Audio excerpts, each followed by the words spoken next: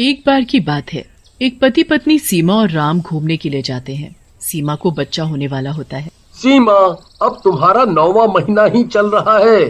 तुम्हें मैंने कितना समझाया कि इस टाइम पे हमें ऐसे घूमने नहीं जाना चाहिए, पर तुम नहीं मानी। अरे आप चिंता मत करो, कुछ नहीं होगा। एयरपोर्ट पर एक फ्लाइट आकर रुकती है। उसमें यात्री आकर बैठते हैं और हवाई जहाज उड़ने लगता है। कुछ देर बाद कुछ खराबी आने की वजह से उसे बीच में एक जगह उतरना पड़ता है। कुछ तकनीकी खराबी की वजह से इस हवाई जहाज को यहाँ रोका गया है। असुविधा के लिए खेद है। सब लोग अपनी खिड़कियों से बाहर की ओर देखते हैं। उस एयरपोर्ट पर कोई दिखाई भी नहीं दे रहा होता। सुनो जी, बाहर कितना सुनसान है और कोई भी दिखाई क्यों नहीं दे रहा। ना ही और कोई हवाई जहाज दिख रहा है, ना ही लोग। कितना डरावना है यहाँ। तभी वहाँ बैठी एक बूढ़ी औरत बोलती है, अरे चुप रहो, अपनी जान बचाना चाहती हो तो चुपचाप बैठो। लेकिन क्यों माँ जी? सीमा माँ बनने वाली होती है। तभी उसे घबराहट सी होने लगती है। सुनो जी, मुझे ठीक नहीं लग रहा, यहाँ मेरा दम घुट रहा है।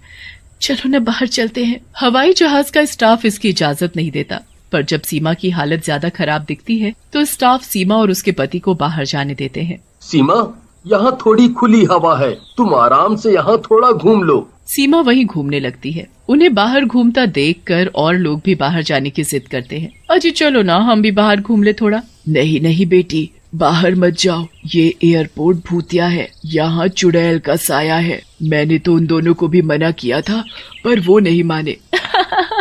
चुड़ैल का साया, और वो भी एयरपोर्ट पर? अरे माँ जी, किस जमाने की बातें कर रही हो? ऐसा कुछ नहीं होता। वो दोनों नहीं मानते और वो भी बाहर चले जाते हैं। रीना, वो बूढ़ी औरत क्या पता सही बोल रही हो। चलो वापस हवाई जहाज में जाकर बैठ जाते हैं, हैं? अरे तुम कितने डरपोक हो। वो चारों वहीं घूम रहे होते हैं। रमेश और रीना थोड़ी दूर निकल जाते हैं। तभी उनके सामने एक चुड़ैल आकर खड़ी हो जाती है। चुड़ैल, अरे मर गई रे। ये चुड़ैल कहाँ से आ गई? सुनो जी, आज ही मौका है, दिखा दो कि आप मुझसे बहुत प्यार करते हो। वाह जी वाह, बहुत ही समझदार हो तुम, पर मैंने तो कई बार साबित किया है। अब तुम्हारी बारी है, तुम भी तो कभी साबित करो कि तुम भी मुझे प्यार करती हो। वाह, क्या प्यार है तुम दोनों में। एक दूसरे से कितना प्यार करते हो वो तो दिख ही रहा है, पर आज मैं तुम दोनों को ही खा जाऊंगी। तुझे ही बाहर आना था ना हवाई जहाज से, ले ले मजा। तेरे चक्कर में आज तो मेरा भी टिकट कट जाएगा। नहीं अम्मा। फिर चुड़ैल उन दोनों को मारकर खा जाती है। चिल्लाने की आवाजें सुनकर सीमा अपने पति राम से बोलती है, अरे राम, वहाँ से किसी के चिल्लाने की आवाजें आ रही हैं, चलो जाकर देखते हैं। अरे नहीं, रहने दो, तुम्हारी हालत वैसे भी ठीक नहीं है। अरे मैं ठीक हूँ, पता नहीं शायद कोई मुसीबत में हो और उसे हमारी जरूरत हो। अच्छा ठीक है, चलो। वो दोनों वहाँ जाते हैं और वहाँ एक बहुत सुंदर औरत खड़ी होती है। अरे बहन, क्या हुआ? ये चिल्लाने की आवाजें तुम्हारी थी क्या? हाँ हाँ, वो मैं गिर गई और मेरे पैर पर चोट लग गई इसलिए। अच्छा कोई बात नहीं, यही पास में ही हमारा हवाई जहाज आकर रुका है, आप आ जाओ, वहाँ से आपको कुछ मदद मिल जाएगी। वो सुंदर औरत और कोई नहीं बल्कि चुड़ैल होती है और उनके साथ चलने लगती है। अच्छा हुआ जो समय पर ही मैंने अपना रूप बदल लिया। ये औरत, इसके अंदर ही घुस जाती हूँ। वैसे भी इस एयरपोर्ट पर कोई नहीं आता, आज बहुत मुश्किल से यहाँ से निकलने का मौका मिला है। चुड़ैल ऐसा ही करती है और सीमा के शरीर में घुस जाती है। आह! अरे सीमा, क्या हुआ? पता नहीं, एकदम से दर्द सा हुआ, पर अब मैं ठीक हूँ। चलो चलते हैं। हवाई जहाज ठीक हो जाता है और फिर से उड़ान भरता है, लेकिन रीना और रमेश हवाई जहाज में नहीं होते, जिसकी वजह से सारे लोग बहुत डर जाते हैं। मैंने तो पहले ही बोला था यहाँ मत उतरो, ये एक भूतिया जगह है। मार डाला चुड़ैल ने उन दोनों को। माँ जी, आप ऐसी बातें ना करें, इससे सभी यात्री और भी डर जाएंगे। ए लड़की, ज्यादा मत बोल, चल कुछ खाने को ला, मुझे बहुत भूख लगी है। अरे सीमा, ये तुम कैसे बोल रही हो? तुम तो कभी भी इस भाषा में किसी से बात नहीं करती। हाँ? नहीं नहीं, मुझे सच में बहुत भूख लगी है। सीमा के सामने जैसे ही खाना आता है वो जल्दी जल्दी खा जाती है। अरे वाह, ये तो बहुत ही स्वादिष्ट है, और चाहिए, और। अरे ये क्या कर रही हो? सब लोग सीमा को ही देखने लगते। सीमा सीट से उतरकर नीचे बैठ जाती है। सीमा की आंखें लाल हो जाती हैं और वो अपनी गर्दन को गोल गोल घुमाने लगती है। अरे मर गया रे, लगता है इसे तो भूत चढ़ गया है। बचाओ बचाओ, भागो रे भागो, अपनी अपनी जान बचाकर भागो। तभी वहाँ एयर होस्टेस आती है। मैडम प्लीज आप ऐसे मत करिए, आप अपनी सीट पर बैठ जाइए, आपको जो भी चाहिए वो मैं खाने को दूंगी। अरे वो तो तू मुझे वैसे भी ला कर देगी, नहीं तो मैं पूरे हवाई जहाज के लोगों को खा जाऊंगी। सीमा धीरे धीरे करके हवाई जहाज में रखा सारा खाना खा जाती है, लेकिन उसकी भूख नहीं मिटती। और खाना लाओ। मैडम अब तो सारा खाना खत्म हो गया है। नहीं, मैं इंतजार नहीं कर सकती, मैं तुझे ही खा लेती हूँ। ऐसा बोलकर सीमा उसी एयर होस्टेस को खा जाती है। अरे मर गई रे, ये तो इस लड़की को ही खा गई, मुझे बहुत डर लग रहा है जी। तो किसने कहा था घूमने चलो? तुझे ही घूमने जाने की आग लगी पड़ी थी, अब मुझे भी मरवाएगी तू। ऐसा करते करते चुड़ैल सीमा पर हावी होने लगती है और विमान के यात्रियों को ही खाने लगती है। तभी उसके पेट में दर्द होने लगता है। मेरे पेट में ये अचानक दर्द क्यों होने लगा? सीमा, ये तुम्हें क्या हो रहा है सीमा?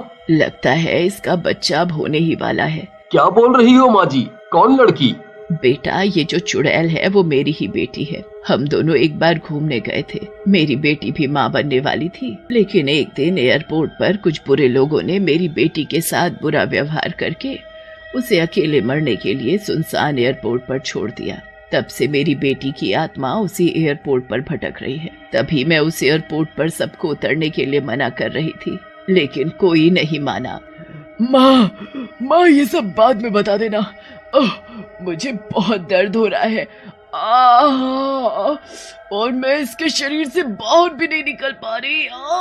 बेटी अब तो तू इस बच्चे के पैदा होने के बाद ही बाहर आ सकेगी। फिर सब औरतें मिलकर सीमा को एक तरफ ले जाती हैं और कुछ ही समय में एक प्यारे से बच्चे का जन्म होता है। बच्चे के पैदा होते ही चुड़ैल सीमा के शरीर से बाहर आ जाती है।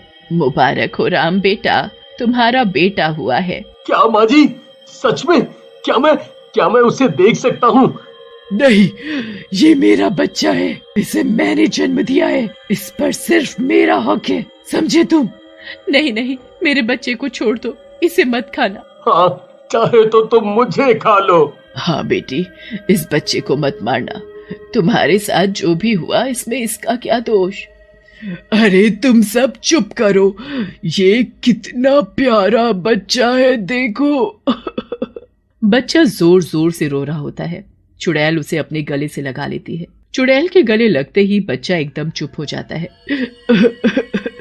मेरा बच्चा माँ, ये मेरा बच्चा है, मैंने इसे जन्म दिया है। अगर इन दुष्ट इंसानों ने मुझे उस दिन ना मारा होता तो मेरा बच्चा भी ऐसा ही होता। लेकिन बस अब मैं इसे अपने साथ ले जाऊंगी और पालूंगी। इतने में हवाई जहाज भी नीचे उतरने लगता है। हवाई जहाज के रुकते ही चुड़ैल बच्चे को लेकर नीचे उतरने लगती है, लेकिन हवाई जहाज का दरवाजा नहीं खुलता। अरे खोल इसे, नहीं तो मैं तुझे खा जाऊंगी। मैं इसे नहीं खोल सकता, इस विमान में पहले से ही दिक्कतें आ रही थी, ये खुल नहीं रहा है, मैंने बहुत कोशिश की। अब मैं बाहर कैसे निकलूंगी? बहुत देर हो जाती है और बच्चा भूख के मारे बहुत रोने लगता है। बेटी तू एक चुड़ैल है और ये इंसान का बच्चा, तू चाह कर भी इसे दूध नहीं पिला सकती, उसके लिए तुझे इसको इसकी माँ को ही देना होगा। चल लड़की, मेरे बच्चे के लिए दूध ला। चुड़ैल जी, विमान में अब कुछ नहीं बचा, सब तो आप खा पी गई। देखा बेटी, अब तू क्या करेगी, इसे इसकी माँ को दे दे, वही इसे दूध पिला सकती है। चुड़ैल से बच्चे का रोना नहीं देखा जाता और वो उसे सीमा को दे देती है। बच्चा दूध पी लेता है और चुप हो जाता है। देखा बेटी, यही फर्क है तुझ में और एक इंसान में। तू शांत हो जा और इस बच्चे को उसकी माँ के पास ही रहने दे। हाँ माँ, सही कहा आपने, मैंने अपने बच्चे को तो नहीं देखा, पर वो भी ऐसा ही होता। सीमा, तुम इसे बहुत प्यार से रखना। तुम फिक्र न करो चुड़ैल बहन, मैं इसका पूरा ख्याल रखूंगी। आखिर तुमने भी तो मेरे साथ दर्द सहा है जन्म के समय, तो ये तुम्हारा भी बेटा है। चुड़ैल बच्चे को गले से लगाती है और अपनी माँ से मिलकर हमेशा के लिए मुक्त होकर वहां से चली जाती है।